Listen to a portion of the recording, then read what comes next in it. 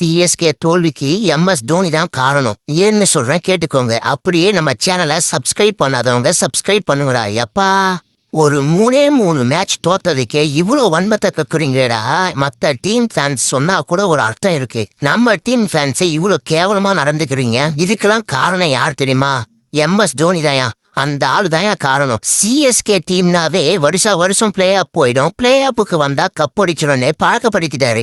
இப்போ 1-2 சீசன் சரியா போலனே உடனே இவ்வளோ ட்ரோல்ஸ். அட போங்கடா, உங்களெல்லாம் திருத்தவே முடியாது. ஃபர்ஸ்ட் வெற்றியோ தோல்வியோ அதை அக்செப்ட் பண்ண கத்துக்கோங்கடா.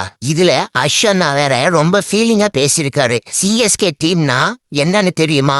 சிஎஸ்கே டீமோட லெஜசி என்னன்னு தெரியுமா? சேப்பாக்ல வந்து சிஎஸ்கே டீம் நின்னா எவ்வளவு பெரிய டீமா இருந்தாலும் ஒரு பயத்தோட தான் இறங்குவாங்க.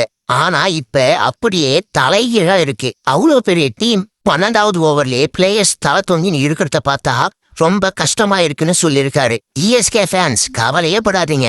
நாம சென்னை சூப்பர் கிங்ஸ் இல்ல, கம்பேக் சூப்பர் கிங்ஸ். இதுல இருந்து கண்டிப்பா மீண்டு வருவோம்.